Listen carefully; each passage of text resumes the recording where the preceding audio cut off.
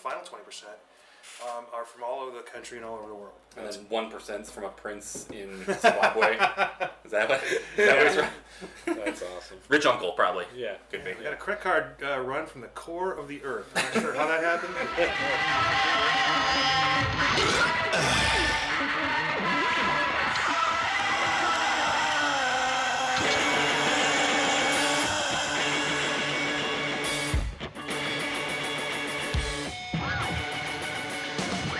Alright guys, welcome to another episode of the Hoppy Craftsmen. I am Chris, and this week we are at the mothership, if you call it, the Arizona Craft Brewers Guild headquarters. Yes, back here at the offices. Secret headquarters. Yeah. And we're here with Rob. Thank you very much for joining us, man, having us back here again. Great to be back. Yes. A lot's happened since we last spoke, huh? Sure. Yeah. We've, It's been a little bit. Little bit's gone Yeah. on. You guys have had the Craft Brewers Ball.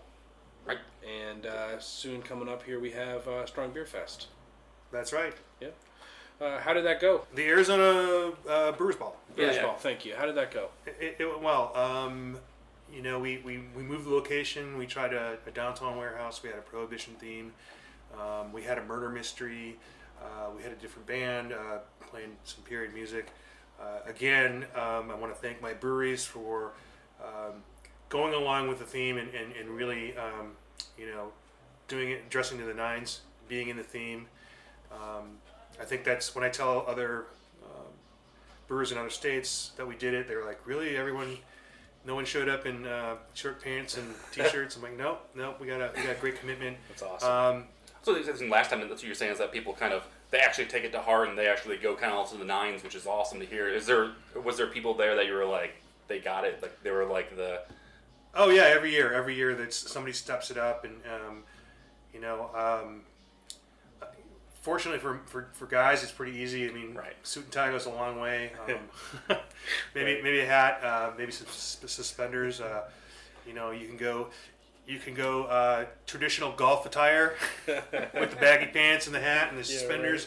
Right. And obviously, I think it's a favorite with the ladies because their guys actually do clean up nicely. Right. So I'm gonna sort of be painting with a big brush there. So it's good. We're actually very close to signing next year's agreement. Nice. So that's going to give us a lot more head space to get things done. And so I'm not sure we might change the theme. We kept it the similar theme. Before one was Prohibition, one was the Roaring 20s, same era more or less. But we don't expect everyone to sort of do a costume change every year just because we changed the theme. Right. So we have some meetings about that. We'll probably be in a position to at least do the save the date way ahead of time. So we're excited about that. Very cool. Yeah. So who was all there? Was it brewers? Like the general public actually attended as well?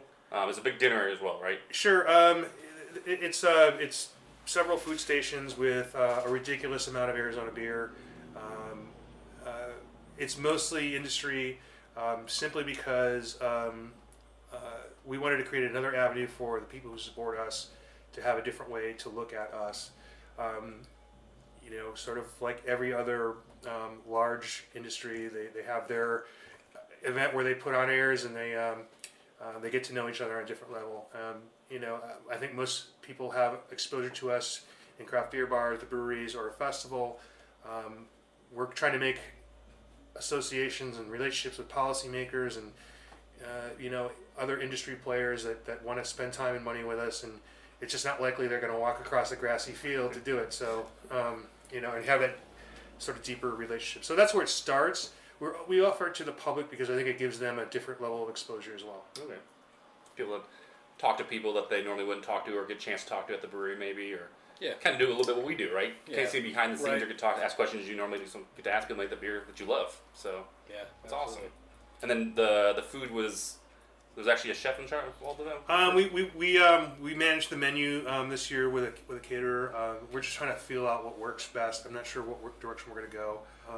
We definitely want to have a good food component because that is something else that we don't people don't have too much exposure with the food pairing and offering.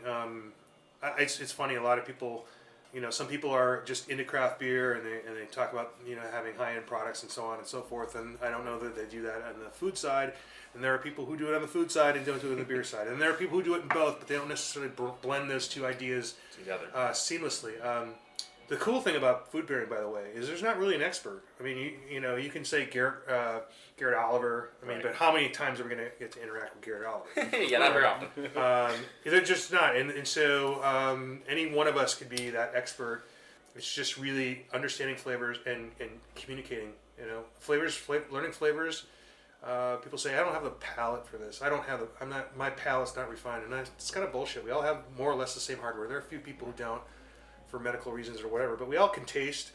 It's a language. You have to talk to each other about what you're tasting, right, and learn the language. Because there's a lot of times we say, hey, this is what a flavor I'm getting, and someone will say that to me, and I'm like, that's the word for it. I couldn't think of the word. Thank you for giving me the word. Now I know. Now we both know that same word. Yeah, you have to hone those abilities. Exactly. Yeah, and it's funny. Like we do that on the show a lot too. Is like, I taste something, I don't know what it is, and then someone else will say something, and you're like, that's what. Yeah, now that you say that, that's exactly what I'm tasting. That's really.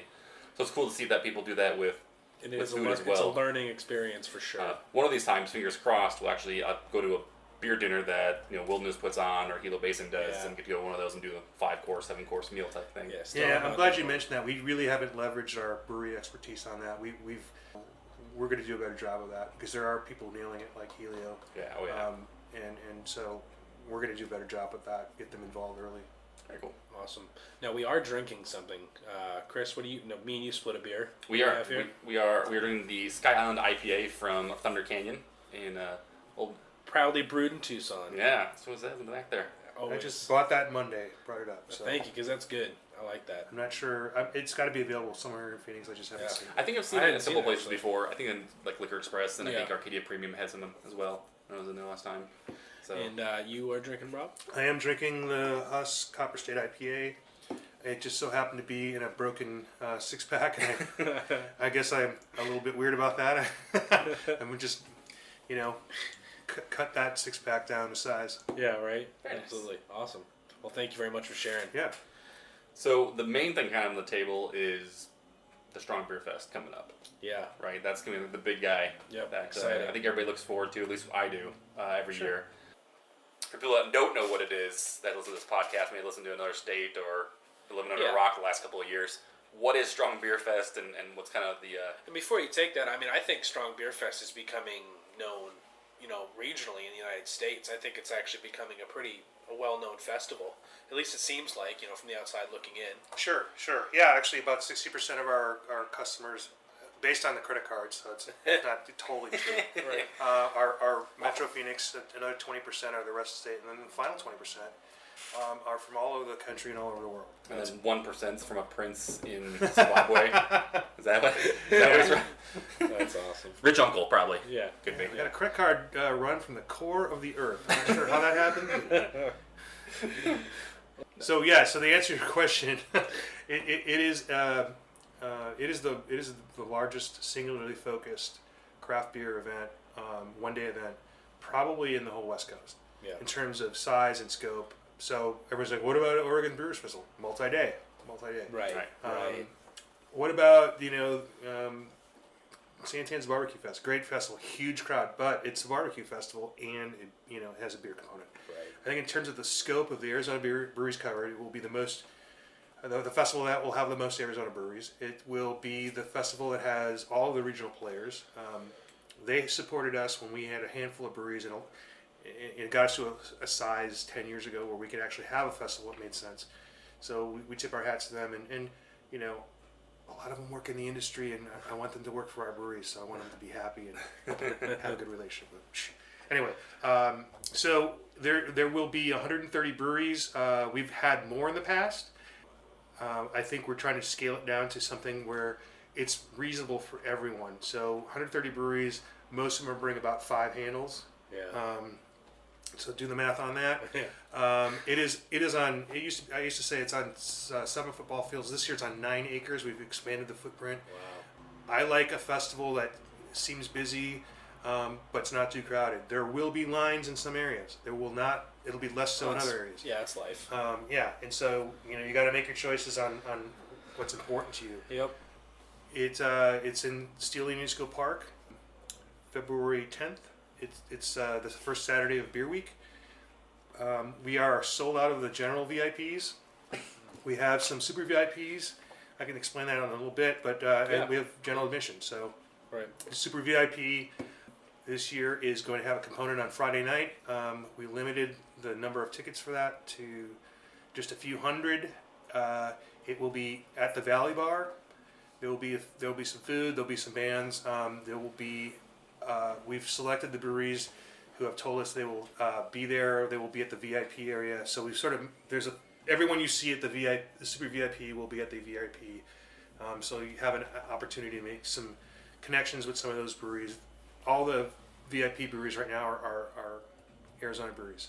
Awesome. If people have questions about how it's different than last year, it's going to be better. There was a lot of missteps last year.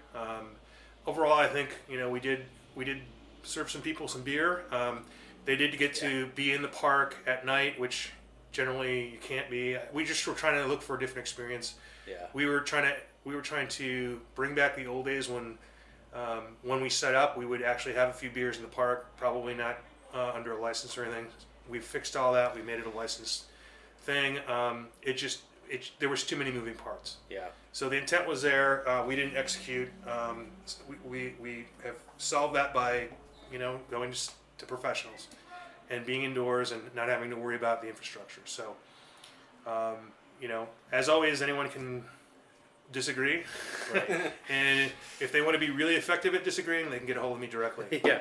If you don't want to be very effective, you can light us up on Facebook. If that makes you feel better, I don't care. Yeah. Right. I probably won't weigh in too much on that, but Yeah. No, I mean, overall, it seems like a very positive. Well, overall, it's extremely positive. But can't wait to get out there on February 10th. Now, any? Go ahead. No, I was gonna say. I mean, that's the thing is I've invited friends and brought people and told them about. And if there's one festival in Arizona you probably should go to. It should be Strong Beer Fest because for the money that you're paying to get into the festival, for the number of breweries there, that like you said, do the math on how many different beers you can try there. Oh yeah. It's a bargain. But I mean, it really is. It's insane. So even if you're on the fence of I only like one style of beer or something, you can go there and find those kind of beers. And these breweries, they bring their great beers. They bring their A game every time. Same with Real Wild and Woody. Same with Strong Beer. They bring their best beers out there at least, and it's exciting. I love it for sure. It traditionally was a beer that featured beers that were strong in alcoholic strength. Right now, I say strong in flavor, strong in tradition, because I think our brewers are doing things with flavors that they haven't done in the past, and I think you get a wide variety of beers to drink. From the brewery side, they have to sell beers that they sell year round too, and they need to introduce people to those beers. Right. Also, we need to attract the person who just drinks a wheat beer occasionally. So they'll feel comfortable coming there knowing that they can get what they like, and then they're welcome to sample other things. We used to say, oh, you're new to craft beer, your favorite beer is Bud Light, why don't you try a Kolsch, why don't you try a blonde ale, why don't you try something that's similar? And today I just say try whatever you want. They might like Russian Imperial Stouts more than anything they've ever had in their life. Right. So that's what this is for. Absolutely. It just makes more sense. I mean, to get people to try stuff. It's a great place to do it. It really is. Sure. This year we got a couple new changes. We've got the Fry's VIP area. They've got a bigger premium space. We're utilizing more of the park. If anyone went to Lost Lake, we learned some lessons going to that. And bear in mind, 6 years ago, the center of strong beer, like 1/4 of that was strong beer. Right. 30 tents. Wow. Okay. So we've got over 100 just focused on beer and some great vendors. But the Fry's experience will, if there are people I know who haven't had craft beer, or love craft beer, but don't purchase it at the store, the grocery store they go to. And we're just here to introduce and let people know what's available there at this festival, because you might be surprised. Oh yeah. And there's they've upped their game. I think when people think of drinking draft beer in a grocery store, they obviously think of Whole Foods. I'm here to say Fry's is up that game, and I think people who like experience at Whole Foods should check out Fry's. I've heard that. Isn't that weird? I just said we're drinking draft beer in a grocery store. Yeah. That's something 5 years ago or 10 years ago was. Yeah. What? Crazy. Yeah. Also, I mean, we recently interviewed and actually got interviewed by a beer podcast from British Columbia, right? And we told him that, you go check out Whole Foods, go to like the grocery stores, and he was like, "Wait, at the grocery store?" We're like, "Yeah, we can drink a beer at the grocery store and do our shopping. It's really nice." And they're not just any, just any beers there. They're usually local, great craft beer at all those grocery stores. So it's amazing that the selection you have. You'd think, they have Bud Light, whatever. No, it's all good local beer. We're also working with Wanting Pig, who's going to be up near that Hensley area of last year. Hensley will be there as well. They've got a double top secret theme this year. I can't tell you what it is, but I'm excited about it. But the Whining Pig, they trust me to run this and not. It's up to them to reveal. I'd love to tell you, but that's fair. We'll do some phone calls. We'll do some detective work. We'll see what we can figure out. And we'll see if they'll tell us. Yeah, but I'll tell you. You might find out, and you'll be like, "Oh yeah, we need to keep this secret." Yeah, right. Seriously, because it's a good one. Yeah, well, it's a good theme, and I think. You don't want to ruin anyone's surprise. Right. It's like giving away the ending to Star Wars. Or something. Yeah, Never right. want to know that. In my opinion, is like that. Oh, absolutely. So Whining Pig is going to feature a lot of their collaboration beers. They've collaborated with a number of breweries in Arizona, so we're excited about that. We're really trying to make the connection between what happens in Arizona, the best of what happens in Arizona, packing it in this festival, and then sending everybody out on their way to Beer Week and getting more of it. Nice. So I guess the real question everybody wants to know is Hop Daddy coming back with their amazing little burgers? At least I want to know that because they were phenomenal. They were not at Strong. They were at Real Wild. Yeah. But I'm asking, are they going to be there at Strong Beer Fest? They need to get them on that route. Get them on this. Well, it's too late for that right now. But 2019. That's Chris, you're making it weird, no? 2019 goal. Let's get Hop Daddy and their burgers back to you. They're always worthy of an honorable mention after that. Oh, yeah. After they're Real Wild and Woody. Sure, man. Let's say it again. Hop Daddy nailed it. Yeah, they killed food. it. Yeah. I think Pig and Pickle did as well. Always. But the difference between this festival and Real Wild Woody is shaped, oddly enough, by contracts and things like that. So we can't roll a food truck into the Phoenix Convention Center. So we have to have a different model, and that model works well for it. Right. This is more of a food truck catering model. Yeah. Someday we'll be untethered by all that, and we can do whatever the heck we want. We're working on it. We've got some leads on some good food and beverage options coming up maybe this year. Some of them with more of a national organization. And one locally. So. Can't really tell about that, but otherwise we're always looking at food and beverage. I'm always well fed at Strong Beer. I think I would make that noodle. Island place. Noodles. Island Noodles. Island Noodles. There you go. They're great. And then we got a sneak peek of the map here and kind of the layout looks like it definitely looks a lot bigger than. You're gonna get some exercise in. Yeah. Yeah. I'm gonna make my steps that day. It's gonna be nice. Yeah, you're gonna get your steps in for sure. Really, the focus is I want you to see. The wide variety of Arizona products, and I want you to see the best of the distributed beers from out of state, and I want to recreate again everything that's great about Arizona, just pack it into this festival, and hopefully get everyone inspired, remembering some things that they didn't know. Even if you don't get a sample from one of the breweries, just maybe knowing one's somewhere near you, or if you're for some reason have to go to Flagstaff, and everybody knows all of them in Flagstaff, but maybe not. Oh yeah, absolutely. Havasu, Kingman, we want you to know about those places. Absolutely. Well, the thing is, it's nice that there are lots of places that so look at the list for Strong Beer Fest. I'm like, wait, where are they from? Like I've never even heard of these breweries, and they're like local Arizona breweries, and you're like, that's so great to see. New breweries open up every year, and to a person that actually I wouldn't say I follow it meticulously, but I definitely follow very closely, and things would be like a surprise to be like, oh, I've never even heard of this, let's go try them out, and that's really cool to be able to do that. Yeah, and I'll close on one thing, and we're encouraging our breweries to up their presentation game. at this festival. We're here to make good impressions and engage people one-on-one if we have to take Arizona beer to another level. So Cool.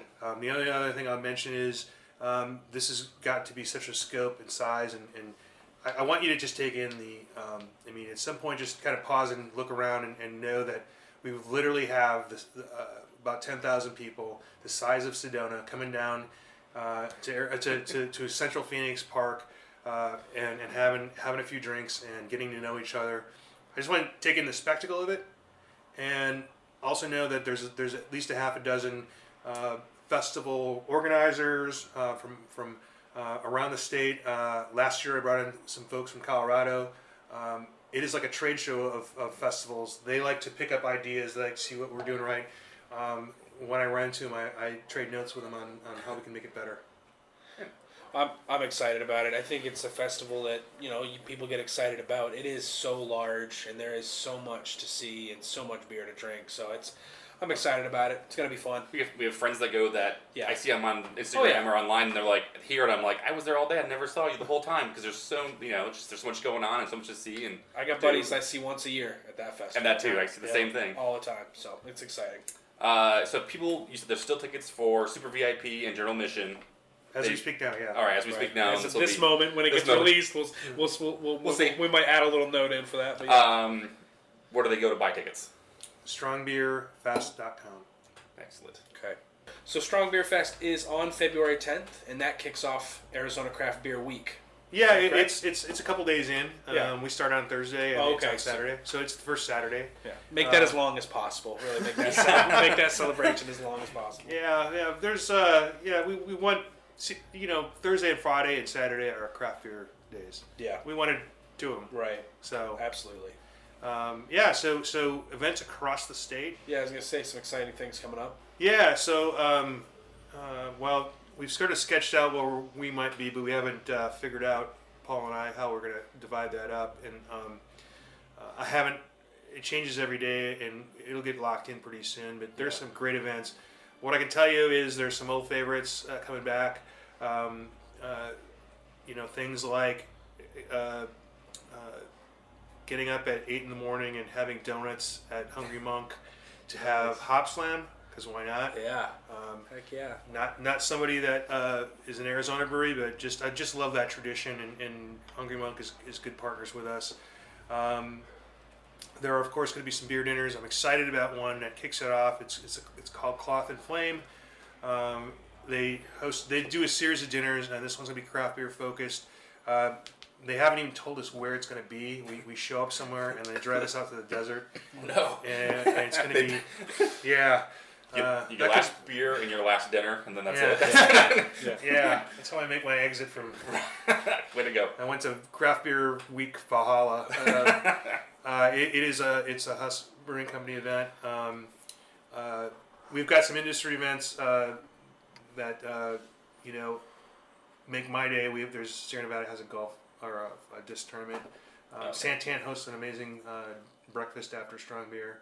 Obviously, Strong Beer and all the nonsense that happens at the late night stuff afterwards. Check with your local listings on that. Yeah, there's a lot.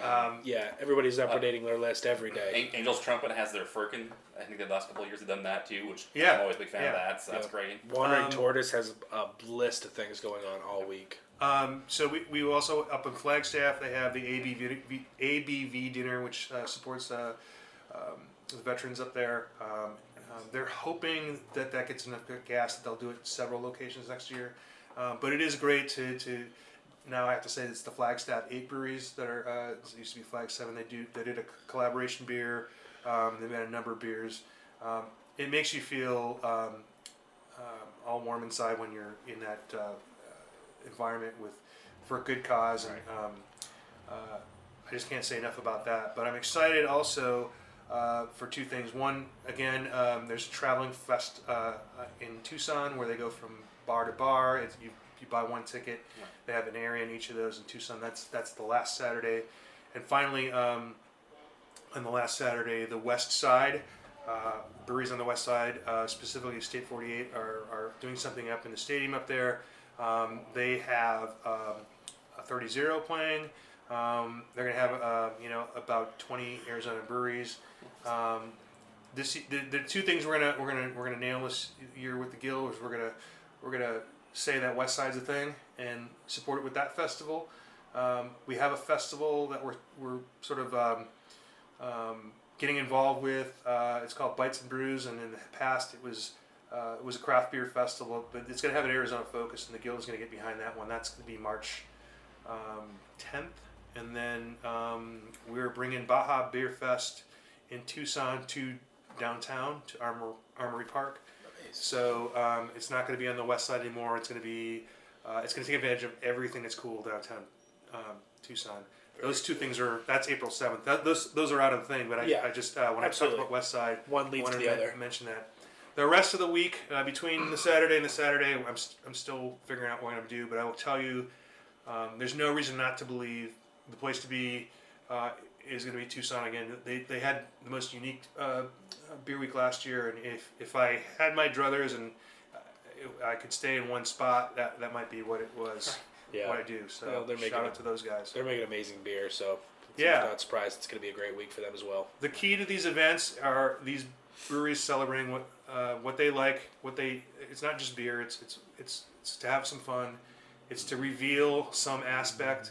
In fact, 8-Bit Ale House, they are doing a unique event in terms of Aleworks. Excuse me. They're doing a unique event, and it's really personal. And if you think about it, it just might make you teary. They have an event on Valentine's Day to sort of give an insight of Ryan and Christina's relationship when they were working to get this brewery open in the last couple of years, when they had to work every day and not have a lot of employee support or they're just pouring their hearts into it. Their Valentine's Day consisted of takeout Chinese and some rom-con. So they're going to show some romantic comedy and have Chinese food and some beer. That's so awesome. It's that's great. It could be that personal, or it could be just fun, like when Pablo Vita did. They had somebody who would make a custom shirt for you. They had adult coloring, just fun things like that. And then, of course, the educational part. Yeah. Santan usually does a brewery roundup. They get 4 or 5 of their favorite breweries and just talk about the industry. Very cool. Yeah, lots of stuff going on that week. I mean, I've been looking at different breweries, it's like their calendars, and then I think your guys' event calendar for the site has some stuff going on there too. Yeah, ArizonaBeerWeek.com. Yeah, keeps getting updated. ArizonaBeerWeek.com, and we'll make sure to pay attention to the Craft Beer Guild's Facebook as well. Yes, of course. Yeah, there's a Arizona Beer Week Facebook great page too. So perfect. And then kind of we wanted to just touch on real quickly since last time we talked. GABF did happen, and we actually had some winners in Arizona this year, which is pretty amazing. Yeah, we did. I guess they were the class of 2015-16, and it's very exciting. We got a couple bronze. We have Scottsdale Beer Company with a Australian Pale. Got a bronze. For people not familiar with that style. Historically, it would be made with hops from Australia, New Zealand, Pacific Rim. Those hops generally have a more fruity flavor. Maybe not in the juicy, fruity category that we're seeing now, but it's an enjoyable pale ale with a little bit of sort of fruity flavor. So they don't have to use those hops as long as they recreate that flavor profile. Nice. So they won with that. I just had, when did I have it? I had a growler of it. There was a women's collaboration beer for Beer Week up in Flagstaff. It's called Murder She Oat. That's right. I loved that name. I saw those shirts too, and I was like, yes. So it's a great name. It's a pale ale with oats. That's awesome. So anyway, I had a growler of that because there was a sort of a trade-off of some beers during that event. So shout out to the ladies. Yeah. Looking forward to that beer. That beer sold, raises money for women's shelters in 3 different locations in the state.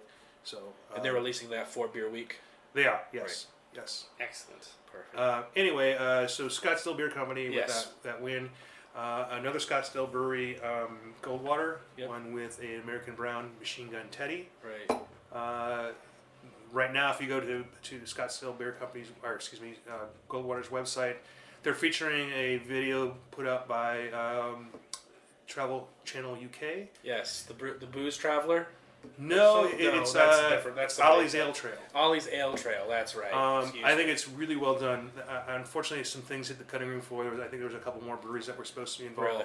But I think they went deep about Arizona. Yeah. I You'll be watched the surprised. first 10-15 minutes of it. It was awesome. They did such they a great really job. got into it. They were here for like 2.5 days, and they jammed all that in.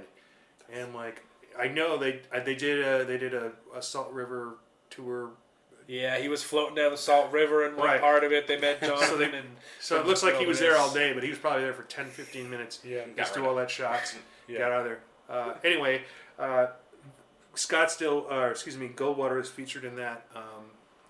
And I say this because there's just one shot of Machine Gun Teddy, and they had not won the medal at that point. Okay. At GABF. A silver medal went to Pebble House for their light lager, Yes. American light lager. The category generally there's a premium lager. There's a light lager. There's one other category that generally the bigs win.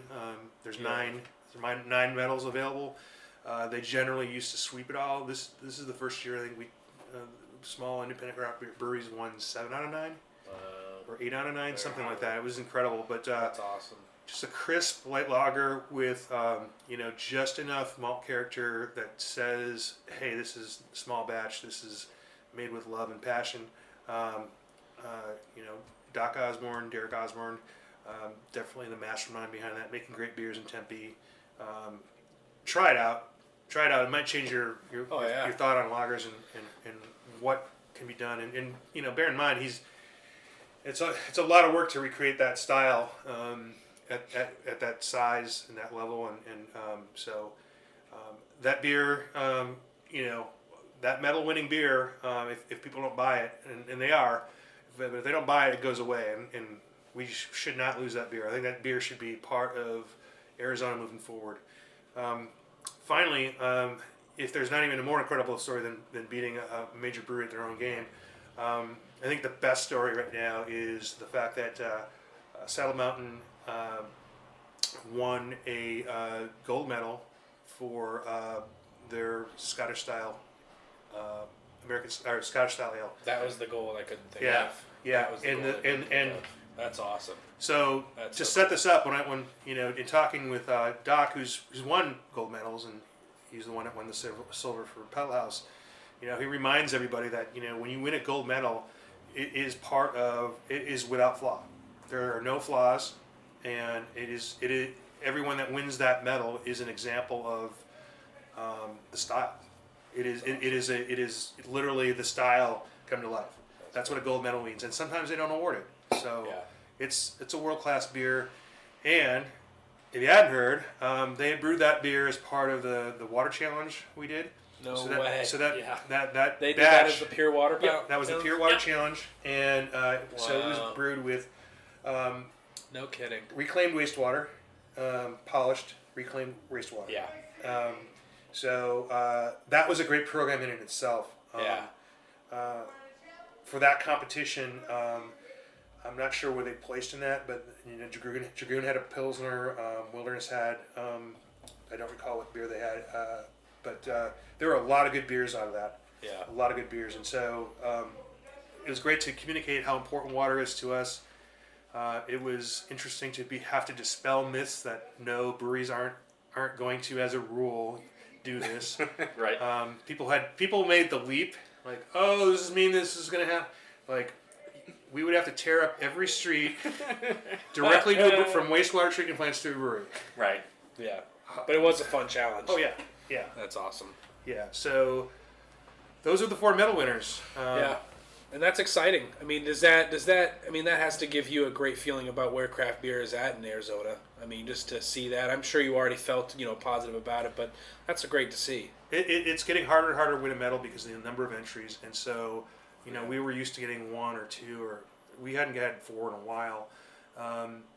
So it was good to see.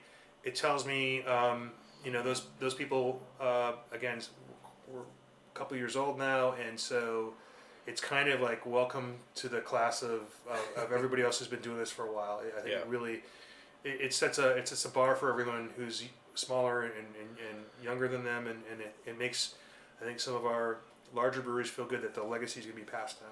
Because those are relatively new breweries in the grand scheme of things. Oh yeah, yeah. So yeah, no, it's exciting.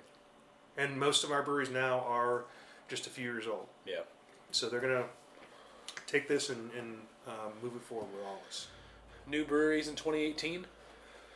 Oh, I wasn't ready for this question. And I read an interesting article. I mean, it's just I think they mentioned a few that were coming out, and I just read it on Facebook. Oh yeah. I can't think of any of them off the top, of course. I think there's going to be. I think if anything, just a number. Sure. I haven't even calculated 2017s. Yeah. But for a while we were growing about 12 or 13 a year, up to like as many as 14 a year. I think we didn't do that last year. I think we're in the pace probably for 10 or less so far. 10 new openings in 2017. That's right. Okay, wow. Now, that's not anything. That's all for just 2017. Now, moving forward, I think it's going to start to do that. It's going to dip a little bit. Just keep coming down. But I think the story also right now is second locations. Second locations are going to be huge. Yeah. So I think you saw some of the. I think there was a story about that as well coming out. Yeah, I saw Wilderness. There's downtown. Pedal House is also doing another location, which is really cool. I think there's there's more handful than that. Yeah, that's the awesome. article I read mentioned 9 different places that were either opening or expanding, and it's exciting for sure. Yeah. But yeah, no, and we just had a show with Pacific Beer Podcast. How many breweries are there in Arizona as of this moment as we speak? There's there's different ways to count this, as you know. Right. We represent 87 independently owned businesses, right? That have number 3 licenses, which is microbrewery. Gotcha. license. Okay. Of those, there are 105 locations. Some of them also have breweries. Some of them are just restaurants. Yeah. So somewhere in there, there's probably half dozen that we don't represent. Yeah.